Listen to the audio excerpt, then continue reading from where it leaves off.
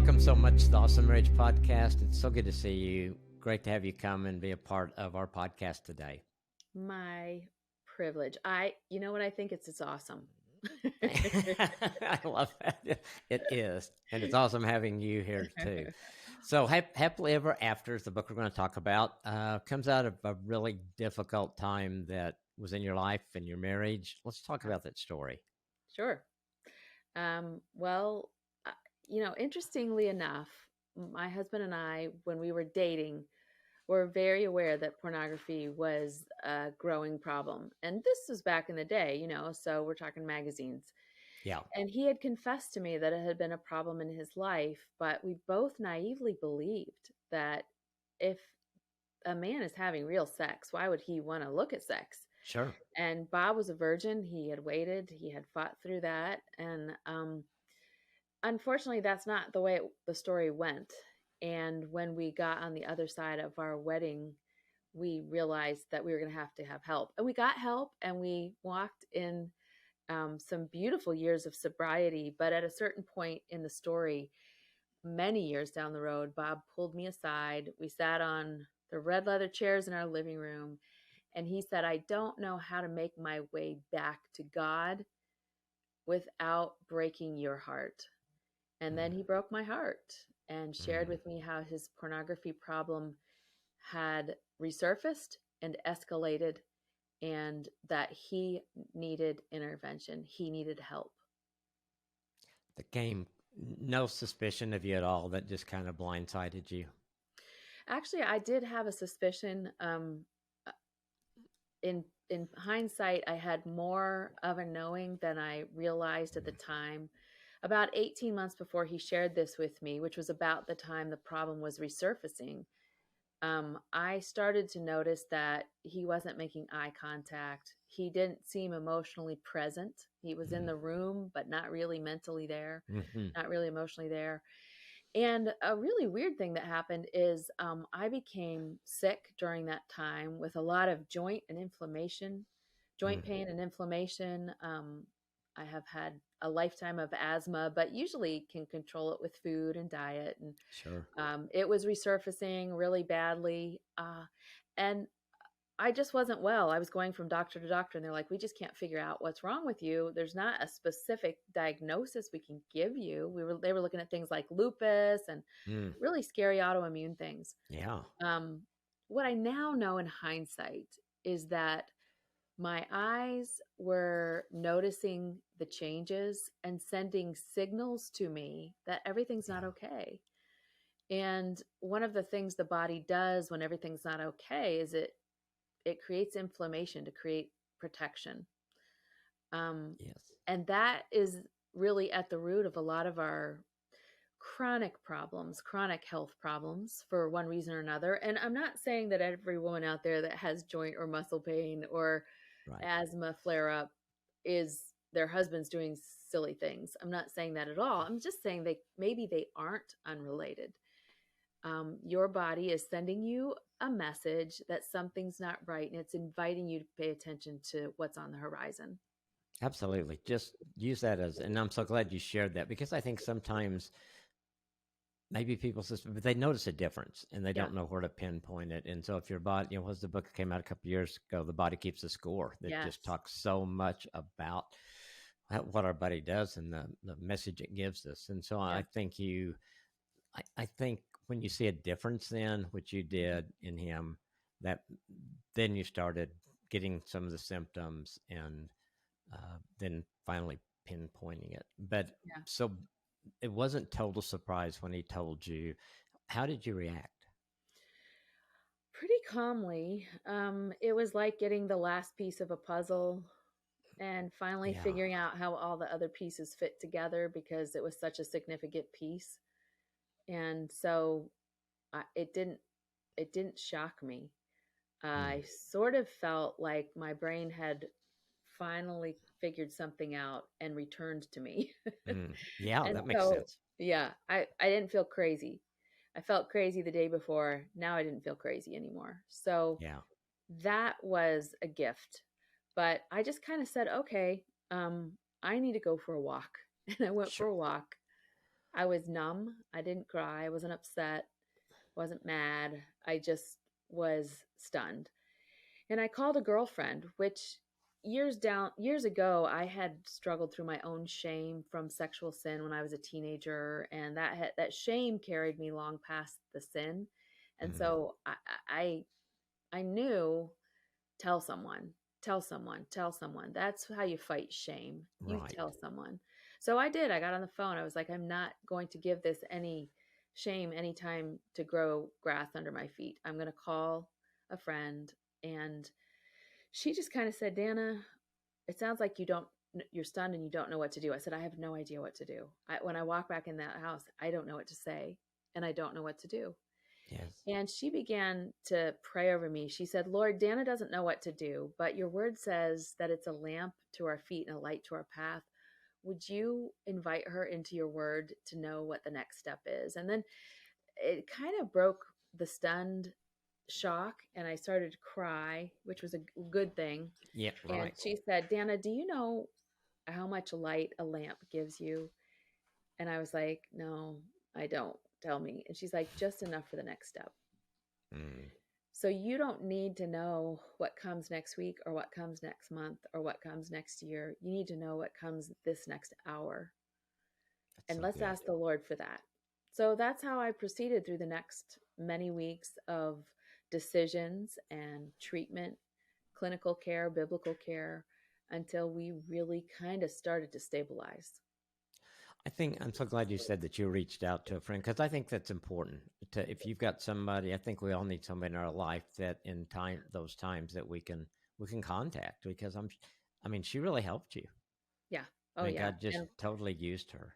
And walked with me for the weeks and months of the hardest days and invited me into her home for scones and walked with me literally as we talked and prayed. It's so important that you have friends to do that with. A lot of times I think shame keeps us from telling our stories. And when it comes to our husbands sinning, we believe the lie that shame tells us that I'm protecting his reputation. I'm being Right. kind to him. I shouldn't say this because what would my friends think of him? All that does is feed the shame in his life and in your life. And if you can just rip the band-aid off, and it's a real painful rip, and tell someone, you'll find that James 5:16 is true. Confess your sins one to another, and then you will be healed. God gives the work of redemption and forgiveness to his son, Jesus. That's the only one that can do that work in our lives. But he gives the work of healing and sorting through the truth and the lies to the body of Christ. And you're not Hmm. going to start that work until you tell someone. Don't you think another lie that some women face is I wasn't good enough as a wife. I wasn't good enough as his sexual partner in marriage, and so you almost have that's another shame thing I think that enemy Oh, uses yeah. against us. Yeah. You think, how can I compete with that? And the reality is, you can't compete with what they're seeing because it's not anything close to real. Right. Lots of times, even what they're seeing in pornography is props, and it's not real bodies. Um, and so you can't compete with the photoshops, the lighting filters, all that kind of stuff. It's not real.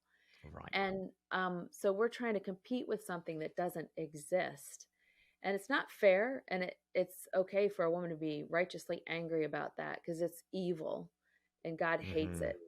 But at the same time, we have to get to a place in our hearts where we realize, this I'm not going to play this competition game.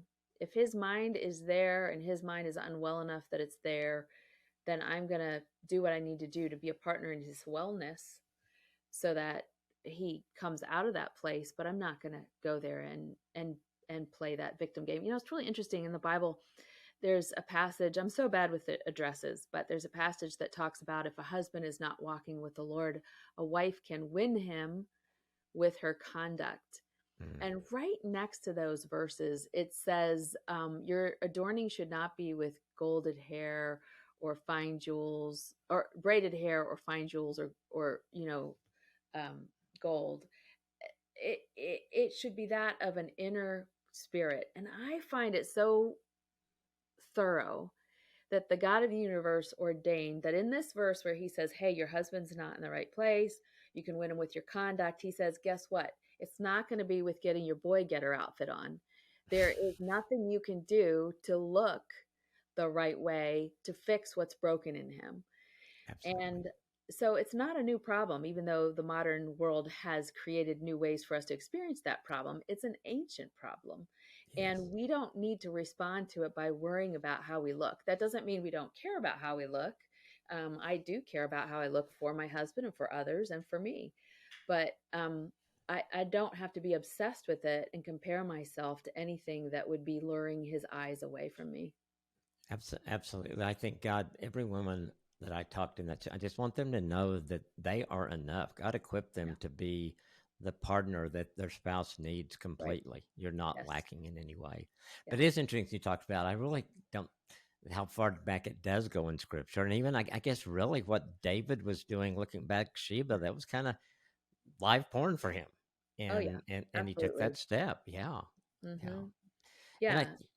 And you see a progression there. And pornography always progresses.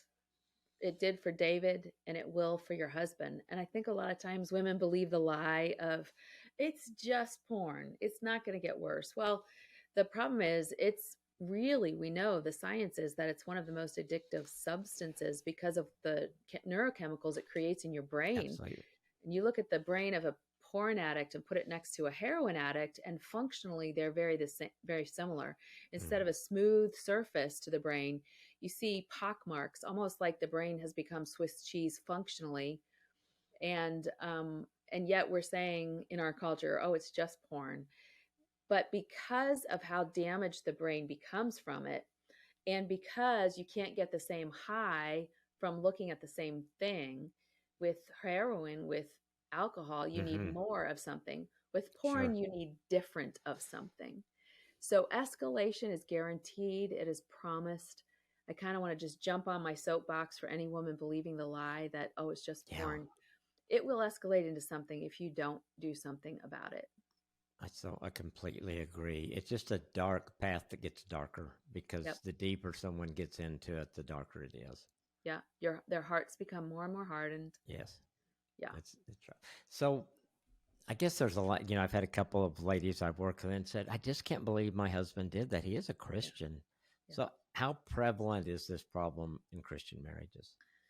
Well, that's the thing is Bob and I have been telling this story, which isn't easy.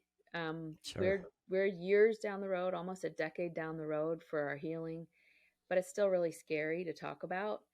Um, and what we know is that we are not the minority in the church, we are the majority. Mm, About 70% of men in the church are struggling cyclically or addictively with pornography, and about 30% of women. It's not always the man mm-hmm. that's causing the heartache. Sometimes it's the wife. And so it's time. I guess Bob and I made the decision that it's time to stop giving the enemy the power of our silence. Because Oh as long yeah, as we're silent about it, yeah. it's only going to allow the problem to perpetuate. And we're not willing to participate in that anymore. Jesus is a redeemer. Marriages are able to heal from this. But for that to be believable and for it to happen, some of us have to start to put our faces, our names, and our addresses to the stories and the stats. And so that's why we've decided to tell our story so that other stories can find that redemption and start to tell theirs. Exactly. I think that's the way we fight this. Yeah. We've got to be. People have to see what God's done and really acknowledge the kind of problem that it really is Yeah. in so many marriages. And I Yeah. think it's so interesting. I would guess the stats aren't a whole lot different between guys that say they're Christian and guys that say they're not in the percentages of people that are Sadly into porn. not. You know, very it, I've been studying this stats of sexual behavior for about 3 decades now, and there's hardly ever any statistical difference that's worth mentioning in the sexual behavior of Christians versus non-Christians. Um, One of the things that is scary, though, is one of the anomalies is that the more legalistic churches where these issues aren't talked about, there is a bigger pornography problem. you see a much Mm, higher percentage of men who are struggling. It's more like 90% rather than 70%, which only goes to show that when we don't talk about it sure. and we don't talk about the redemption stories that God can write in our lives, it feeds the monster. Absolutely. Absolutely. I want to go back to one thing and just ask you a question because you talked about 30% of women. What is different in porn use in a man and a woman? Is there difference? Yeah, there is a difference. Not always, of course. Stereotypes can be really scary, so we Yeah. don't want to do that. But women tend to be more responsive to erotica or written pornography where there's a storyline, and sometimes that includes video, whereas men more often are their gateway is visual. Hmm. So, but there's a lot of there's not a lot of research on erotica to show the same kind of damage, but we in terms of the brain damage. But what we do know is that the grip and the addiction and the cycle and the ability to get out, the storylines are very similar. So I would suspect that if we had the same amount of, brain scans, functional brain Hmm. imaging scans, and those kinds of things, that we would see that the impact is very similar. A lot of similarities there. I would Yeah. think so too. I think it makes total sense. So it's a battle for men. Why do men have a hard time winning that battle? Do they not want to, or is there other things that go into that? Yeah. I think what was really helpful for me as a wife was to begin to understand the science of pornography addiction and lust. And what you look at, the chemical created, the neurochemical created in the brain by looking at pornography is dopamine. And dopamine is just a chemical that we experience when something feels good. So when we go for a run or we eat a pizza, we're going to get a little download of dopamine. But it's a values neutral chemical. So if I Hmm. use heroin, I'm also going to get dopamine. If I have sex with a partner that I'm not married to, I'm going to get a hit of dopamine. So it doesn't tell me that what I'm doing is good for me or bad for me. It just tells me it felt good, and it creates a craving for me to do that thing again. And what we know about the dopamine download for pornography is that it behaves very different from almost anything that I've studied. So, for anything from food to sex with your married partner to heroin, you're going to see a different level of an uptick in terms of how high the download is, how much dopamine they got. But you're also going to see that within about an hour, the brain returns to a normalcy, the level of normal for that individual. Everybody kind of has their own baseline for Hmm. dopamine. For pornography, however, that baseline doesn't show up until 4, 5, or 6 hours later. So that whole period of time, you're medicated essentially. Yeah, Um, Everything does that. Coffee medicates us, sure. cake medicates us, sex medicates us. I call sex the rose colored glasses of marriage because, you're very, very forgiving if your sex life is active. And then you tend to get frustrated about things like your husband leaving your socks in the middle of the floor when that's not happening. So it's a really great thing to kind of just give you rose colored glasses. But with pornography, that dopamine hit is really lasting a long time. And almost always, not always, but almost always, people that have struggled with pornography tell me, and the stats bear this out, that the problem started when they were 13, Yeah, 12, 10, 11. And we don't have any knowledge at all that we were medicating because our parents just got a divorce, or we were medicating because we're being bullied at school. But that's the pattern that started to be learned when we were little, when we struggle with sure. those things. And so you fast forward to 30, 40, 50 years old, and that individual may still be medicating and not even be aware that that's what they're doing. But by that point, that dopamine has such an addictive grip on their behaviors that what started as a moral problem is now a brain problem also. Hmm. Yeah, and so you've got to continue to get that hit. You Yep. got to get your dopamine hit.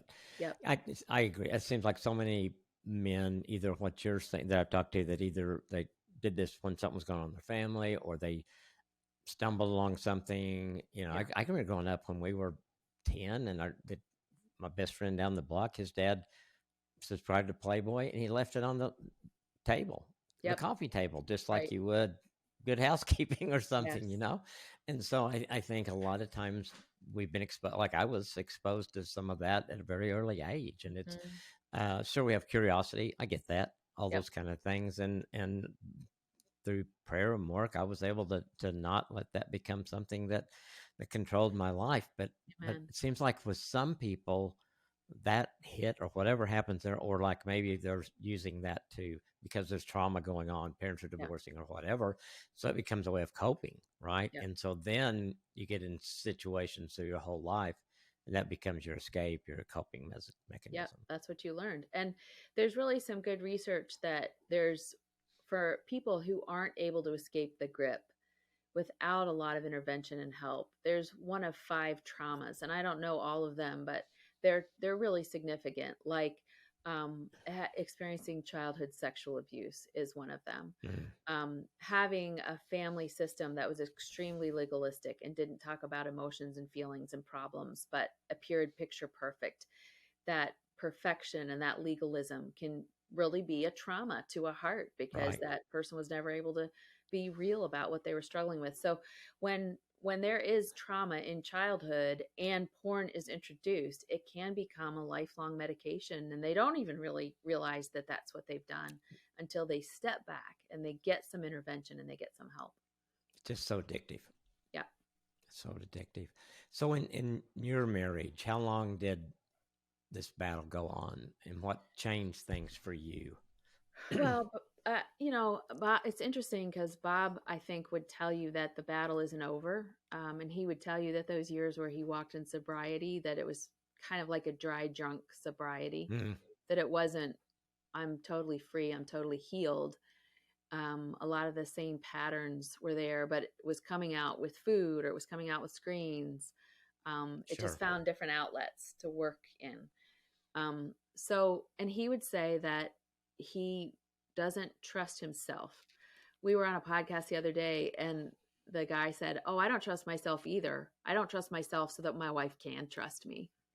And what Hmm. a gift, that I really love that. is. So he kind of falls in that camp. He would tell you that the battle shifted when he took his accountability from once a week to once a day. Wow.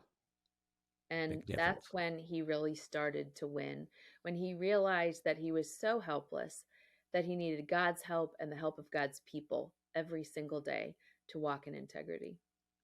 I agree. I think for for a guy, we've got to have people guys to walk with us through that, to be accountable to, that love us enough to get in our face, Yeah. and Right. every day if that's what it takes Yep. to Yep. do that. Yeah, I agree. I think I tell guys this all the time. Anytime you think you're not vulnerable, you're kidding yourself and you're setting yourself up. I Right. think we have to realize we have vulnerable, no matter who we are or how close we are to the Lord. We're always vulnerable, and the enemy's going to throw things at us. Yeah. Well, the world we live in, our grandfathers didn't have to drive by a Hooters billboard or No, deal with the Victoria's Secret posters in the malls, and certainly didn't have to be afraid that they could type something completely innocent into a Google search and end up on a page that was devastatingly horrible. yeah, And you talked about that one guy whose dad had Playboy magazine on the coffee table. That's really what we're doing to our children when we don't have filters and mm, software to mitigate the problem on our computers. It's just like putting Playboy on the dining room table for our kids, except it's not Playboy. It's much more no, transgressive. It's much more violent. It's much more horrific, the things that these kids are going to see today. It's an entirely different kind of pornography. yeah. I I agree. Parents have told me, well, would I trust my kids? And just tell me you can't. Mm-mm. They're kids, and they're going. They're if something. We just got to help them protect themselves until they're old Yeah. enough to be adults, and then they've got to choose to do that themselves. That's right. And even if you trust your children and you've taught them, hey, there's good pictures, there's bad pictures. If you see a bad picture, I need you to come tell mommy, I need you to come tell dad. Do you really trust the world? because I don't anymore. No, no. That ship has sailed. Exactly. Right. Exactly. Yeah, I had a family a few years ago, and they had, I think he was 14, and he was on a soccer team. And after a game, that they noticed all the boys were standing around together, which wasn't that unusual, but they noticed they were looking at something. And so when they got home, their son just burst out crying. He said, "I Oh, just saw things I shouldn't have seen." And mm, so one of the guys, his big brother, had shown him something, and he had it on his phone, and so he was totally innocent, most of yeah. those kids there, but then they were exposed to that. And I think I mean, we can't prevent everything, but I Mm, think we've got to keep our eyes open and be we do. aware, Yeah. very much so with our kids. Yeah, we would never drop our kids off on at Times Square at 1 o'clock in the morning on a No. Friday night, but that's what we do if we don't have some filtering on the internet for our kids. I really recommend a ministry called Okay. protectyoungeyes.com. They have such great resources that really just help parents. They stay up to date on what kind of software works on the phone, what kind of software works in your family, at what age do you use software accountability software versus blocking software. All that kind of stuff has to be considered. We'll put that in the notes. Protectyoureyes.com. Protect young eyes. Protectyoungeyes.com. Yep. Yep. No, that's awesome because I think parents, a lot of parents want to do something, they know where to go, Yeah. and so to have a resource like that Right. is awesome because I think it's a never ending thing. Porn people want our kids to see porn. So Yes. they're going to keep finding ways to try to get it to us. So we need Yep. people to help us to continue to plug those holes when they open Yeah, up. they're looking for cradle to grave customers. And Yeah. as early in their life as they can possibly get them using, they will do that. They don't Yes. care if it's good or bad for your child, and they are No. predatory. A lot of money in it, Yep. which is horrible. So you've kind of talked about this a little bit. You talked about certainly the friend that you called, and you said Bob had people that really surrounded him. So if someone is going through this, what kind of help, guidance, community from your experience can you share with people Yeah. that you think would be helpful for them?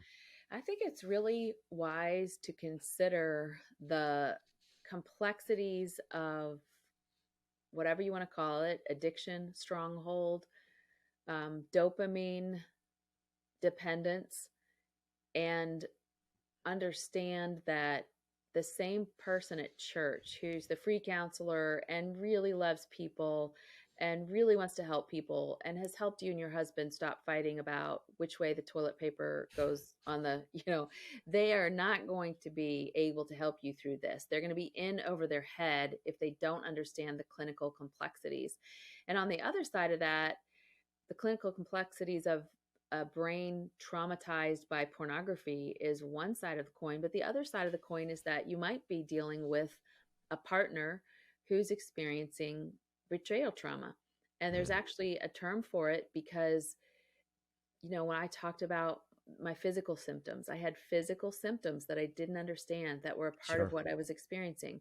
When Bob first confessed to me, I'm a perfectly confident, successful professional woman, but I started to experience problems with claustrophobia that didn't Mm, exist before that. And I wasn't in my best mind. I wasn't in my right mind. And the stats really do indicate that a wife of a husband who's addictively using pornography has symptoms of PTSD. 70% of them do. So, not wow. all of them. I would classify myself as falling in that category. That's not to say I had PTSD. That I don't want to downplay the severe trauma that those with diagnosis of PTSD experience from trauma on the battlefield or trauma from childhood sexual addiction. Hmm. But I did have symptoms of that Sure. and suffered from that for many months.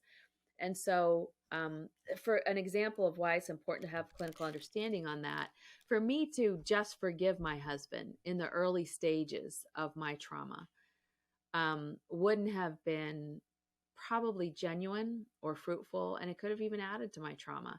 And I've known lots of women who go to somebody at church and say, "You just need to forgive him." There's a lot of men struggling with this. If you just forgive him, it would probably go well with your marriage. Well, first of all, what are we forgiving? Has he been completely honest? Do I have all the details yet? Those are really valid questions because when you Absolutely. forgive, you want it to be complete. And there's something called staggered disclosure where you start to hear the story in pieces that can be further traumatizing. And if you forgive at each stage of that without really an awareness of how your heart is hurting and Sure. how you're wounded and where he's at in his process and is he trustworthy um, yet, uh, I think you need someone with clinical care and biblical understanding. I'm certainly not saying that you throw biblical understanding and authority out the window, but it doesn't hurt to have someone who understands the deep complexities of this battle. Yeah, absolutely. I think that that's so important to be able to do that and to be Yeah. able to walk with somebody through that for sure. Yeah. Um, what's the first thing a woman should do when she feels her husband is slipping into pornography, where it's habitual, maybe it's Yeah. addictive, those kind Yeah. of things? I think pray. Mm. Mhm. I know that that sounds like the perfect Christianese answer, but um, our knee jerk reaction is to react. And it's not always the right reaction. You may have a relationship and a husband where you can confront him right away and say, listen, I know that this has been a problem in your life before and I see the symptoms. What's going on? Be real with me. And he's mentally well enough and not in a grip of addiction to the point where he can't say, you're right. I needed that intervention. Let's talk. Let's get help. What I'm seeing a lot of since this book came out is women whose husbands are still lying to them and they're confronting them and saying, I see this. And their husbands are like, no, you're just, something's wrong with you. You are overreacting. That's a problem in my past. And the Mhm. reality is that it's still a problem because a month down the road, weeks down the road, they finally do say, you were right. Um, that's why I say prayer is important and praying with other people. I did that when I suspected it was a problem for Bob. I didn't go to him and say, is this happening again? I went to my clinically informed biblical care licensed counselor, my Christian counselor, and I said, I'm not well, and I think Bob may have relapsed. And she Mhm. said, oh, Dannah, we have to pray. We can't lean on our own understanding, but we can trust in the Lord with all our heart and lean on his understanding because he'll guide us. He'll guide you in your path. So we prayed that verse over and over. Mhm. And the funny thing about that is it says, and it will be healing to your bones and strength to your flesh. That's how that verse ends. So And good. I needed healing in my flesh. I needed strength in my bones. Yeah. And so we went to prayer first. And what I love in my story, it's not everybody's story, but in my story, the Holy Spirit worked to convict Bob. My Christian therapist kept praying, Lord, make Bob miserable. And Bob will tell you he was miserable. He said, I I was love that. miserable. I knew I couldn't, I wanted to fix this without hurting you. And so I just kept trying not to do it, but it wasn't working. My brain had been entrapped again. And I had to get honest and clean with you. And there wasn't really another way for me. So the prayer worked in creating conviction in his heart. And that's not always the case. Sometimes you do need a good, godly friend or a pastor or a husband of your best friend to go with you and perform an intervention that says, we love Yes. you enough that we're going to confront you because we see that you're not well. It's time for you to get honest with us. But if you don't pray, you're going to make the wrong calculated decision. I completely agree. I think it's just, I sometimes a woman will ask me, well, how do I know if he's really changed? And I said, pray that God will help you see his heart. If he's let Jesus change his heart, and that comes through, I can trust Jesus in somebody Yes. Yes. over just trusting them. And so I think the more that we can go to prayer and say, God, is there anything else? And I think for the guys that are listening to this or watching this, to know that if there's any way when you confess, get it all out to start with. Don't Yes. dribble it out. Don't think, well, I'm just going to do this because one, I don't think God's going to let you just do that. I think No. God wants it all on the table. See, and if you're really going to have the marriage you want, you got to know you can work through all that stuff. If you're holding something back, you're always thinking, gosh, what if she finds out this? Then Yeah. what we do? I bet we're back to square one. Get Right. as hard as it may be, get it all out there. Yeah. Exactly. Yeah. And I think that if we're really going to be one with each other, the way the word tells us we are supposed to be one, there can't be secrets. There can't be No. things in our minds and our hearts held back. The good stuff and the bad stuff has to come to the forefront, and you have to talk it through. Absolutely. Yeah, I think there's. I give me a Dan. When I was first training, there were some people. There were some counselors, even Christian counselors, that were saying, "No, you don't tell your wife those things. We'll Yeah. work on it between you and me and God." And I just think that's so unhealthy Yeah, because I I don't think agree. you just can't keep secrets in a marriage. It's No, no matter how bad they are, you've got to get them out. right.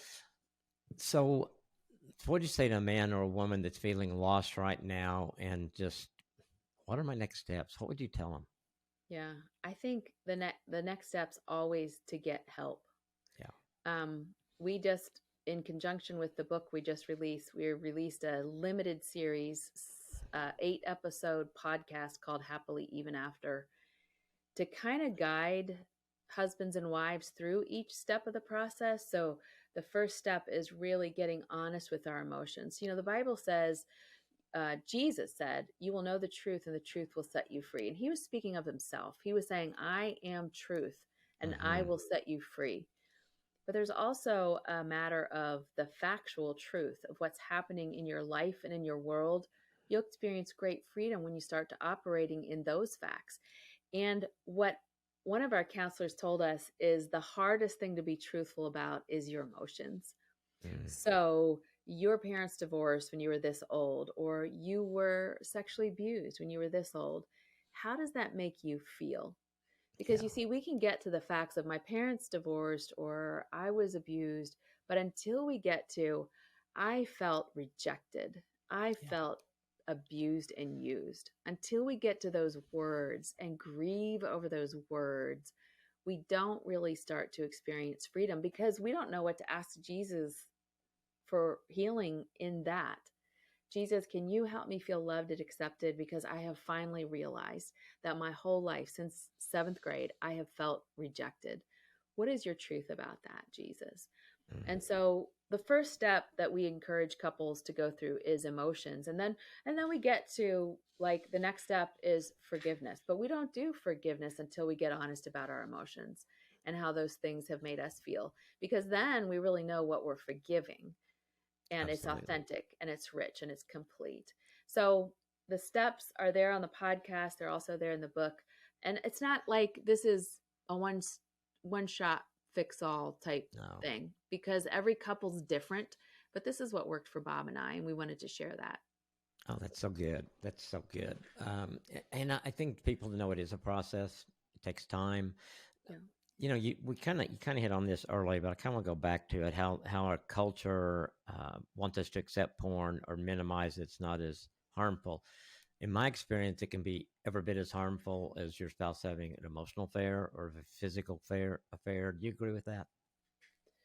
Um, Pornography, yeah, Yes. I think the symptoms can be really similar. In fact, one of the kinds of women that you need, I felt like I needed two kinds of women when I was healing. One was my friends who already knew me and hadn't necessarily had this problem in their marriage, Mm-hmm. but they could look at me and say, "I know you, Dannah Gresh, and I still love you, and you're still strong, and you're going to be Mm. strong again. You might not feel that way right now." I needed those friends, but I also needed friends who had walked the path. And I didn't really necessarily connect to any women whose husbands had used pornography, but I was able to connect with a Christian author named Jill Savage, who, she's an author, so her life is a lot like mine. She travels and speaks, and so there were a lot of similarities in our world. And her husband actually had an affair where he left for 6 months and lived with the other woman, Mm. and they survived and they made it, and they're ministering to marriages today. And we were able to really put our pain parallel to one another and see they really were the same pain, different stories, different ways of manifesting, but the journey for us was very similar. I think so, and I think so much when sometimes I've had women who just almost should I be this upset about that? And my answer is always yes. Yeah. Absolutely. You've been Yeah. betrayed, Yeah. Well, it wasn't another woman, yeah, but it really was. Yeah. She just happened to be in a movie or whatever. Yeah. And it might have been many other women. Yeah. And what's happening today is that the pornography really quickly escalates to chats and chat rooms and virtual experiences with live people.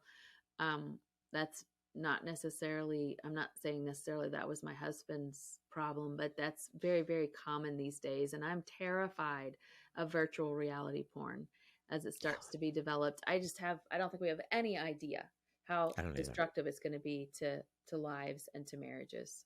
Absolutely. It is scary. Yeah. And yet we know God's got answers that we don't have. Yep. And he'll help us fight that battle just like he has, where porn is so much more accessible.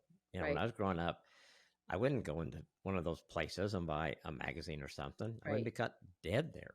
Yeah. But now you don't have to worry about those things. Right. It's so hard. Um, so those who read the book, Happily Ever After, what's your greatest hope for those people? Well, obviously, I want them to experience the overwhelming redemption of Jesus Christ. Mm, And here's why Jesus matters so much. At the end of the day, even though there's addiction and clinical brain problems and all that kind of stuff, it started as a sin problem. And the yeah. only one in all of history who's ever been able to redeem a life from sin is Jesus. And as you face this sin, you might think, well, my marriage can be repaired, it can be restored, it can be recovered. But redemption does something better than all those things. So Bob and I, our hearts have been repaired, our marriage is in recovery, all of that stuff. And we've experienced redemption. Redemption is taking something that was very broken and making it useful and better than it was before. Yeah. It's not just repairing it. It's redeeming it. There's no other category of language to help us understand it. It's redeeming it. And for us, like an example would be those red leather chairs where Bob confessed to me, where I hated those chairs, but Mm. they were kind of expensive. They were one of those, let's make a lifetime investment in two really nice red leather chairs and we'll have them forever. And after Bob confessed in them, I hated them and I moved them. I didn't have the courage to throw to Facebook Marketplace or garage sale them. They were too Yeah. expensive. But I put them in our offices in a place where I wouldn't see them. And at a certain part in my journey, as we were experiencing healing, God was like, I saw those chairs, and God was like, do you not think if I can redeem your heart and Bob's heart and mind, I can handle the chairs? Dannah, I can handle the chairs. And so I brought them back to our living room and I started to sit with Jesus every morning in them. And I would just talk to him, imagining he was in the one next to me. And just a few years ago, my daughter in law wrote a foreword to a book I wrote for moms about raising their daughters. And she talked about bringing her twin girls to live with us for 11 weeks and how every morning I would meet with her in those red leather chairs. She would feed one, I would feed the other, and I would pray over her and I would counsel her heart with truth. And she said, dear reader, when you read this book, I pray it feels like you are sitting in these red leather chairs with Dannah. Wow. And of course, I'm bawling because she has no idea that I've Yeah. hated the chairs and I've been asking God to redeem them.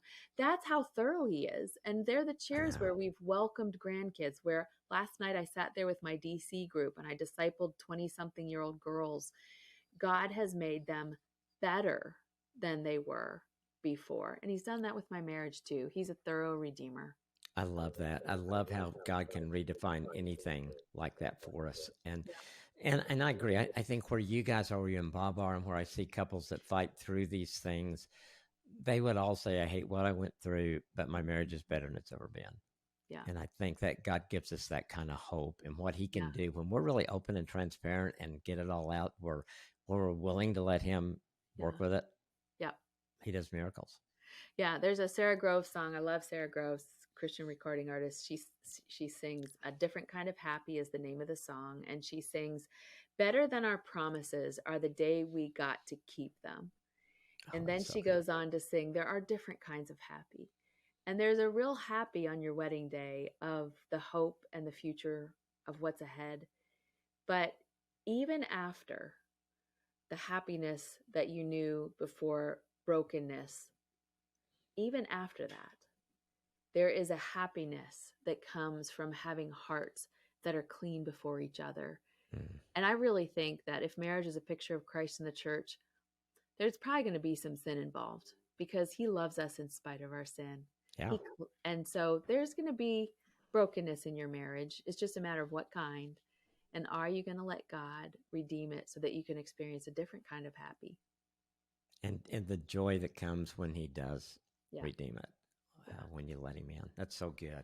So final question with you and Bob right now. What are you guys loving about, or what are you loving about your marriage right now, today? Well, we are having a blast together. We just celebrated 34 years on Saturday. Congratulations. We celebrated by making homemade smash burgers and taking a nap. So I don't know if that sounds boring to you, but it was glorious. It was great. Just a sweet friendship that we didn't know before, and partnering together to heal up other hearts has been a glorious unfolding. I know him, he knows me, we're in it, we're committed to each other. To be able to look in his eyes and, oh, what beautiful eye contact he shares with me now.